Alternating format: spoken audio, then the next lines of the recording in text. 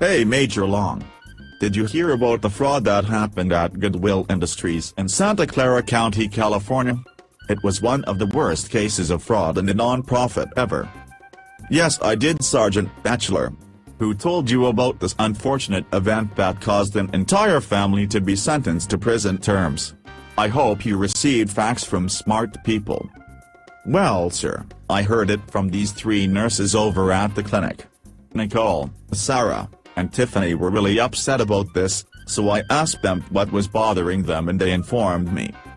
I know these women and they really know their stuff, so I think you got your facts straight if you got it from those three individuals. I would like to know what they told you, tell me. Nicole said that Goodwill Industries in Santa Clara County was involved in an embezzlement scam that lasted 2 decades and more than $25 million over that time was stolen. Wow! $25 million. I did not know it was that much. How could they greedily and selfishly enrich themselves at the expense of the donating public? What an outrage. I know. And Tiffany told me that it started in 1976 when $50 was slipped to one of the defendants after working at a weekend Goodwill yard sale. I did not know they did that. Yes, Sergeant, charitable organizations have many ways they can commit fraud. Think about clothing, for example.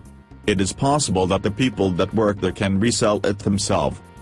That is true, Major Long, and while Sarah was taking my blood pressure, she told me that Goodwill has generated a virtually endless supply of untraceable second-hand goods.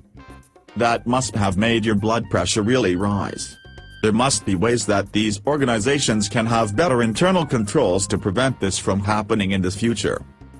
I agree, Major Long. The public will lose confidence in these organizations and stop donating. If that happens, it will have negative effect on the entire community. Nicole said the Internal Revenue Service added a question on their 2008 tax forms that requires them to disclose if they have experienced embezzlement or theft during the past year. Hopefully that will give them a much better idea of how widespread fraud is with these groups, and it might give them the incentive to have better internal controls. Tell me more. Well, Tiffany said that at its height the people involved were skimming as much as $50,000 a week, and the president moved more than $800,000 into accounts across the globe. Wasn't he living in Guatemala when he was caught? I heard he arranged for the families to receive weekly stipends of $1,000 as payoff for their silence with this fraud. Wow, the arrogance of people with power never ceases to amaze me. Why do they think they can't get away with such things? You really know your stuff, Major Long, you are so smart. Well, I was educated at Elms College, what do you expect? Let's stay focused on the task, Sergeant. Giving me compliments will not get you out of peeling potatoes later. Yes, sir. Sorry, shall we take a closer look at the facts of this case? We really need to see what were the factors, outcomes, and solutions to possibly prevent this in the future. Goodwill Industries International supports the operations of about 165 independent Goodwill chapters in the US and Canada, though most well known for its 2,535 thrift stores.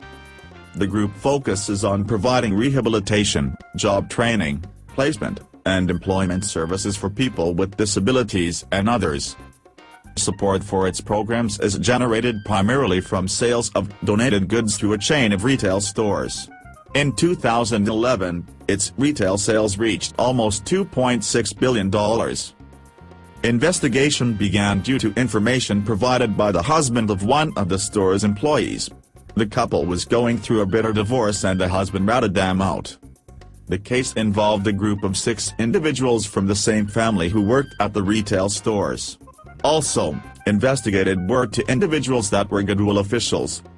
The employees involved in this theft would take goods by the barrel full and load them onto the semi-trailers of private dealers. These dealers would transport the goods to Mexico. It was said that the thieves also included an underground network of perhaps 100 people that were paid $30,000 a week for their efforts. The investigators found $1 million in accounts held by Carol Mars later on in the investigation. $2.1 million in houses, personal property, cash and investment accounts were seized. Because of this scandal, Goodwill has spent $400,000 in annual security improvements that are common to commercial retailing operations. The internal control improvements include the hiring of a shopping service that provides undercover security against theft. They have also assigned a full-time internal auditor. What happened at the Santa Clara chapter was a perfect storm for fraud. The fact they were a model for other chapters financially kept any watchdog from keeping an eye on them. This has been a great conversation Major Long. If anyone would like more detailed information on this, I believe those 3 nurses at the clinic are writing a detailed paper on this.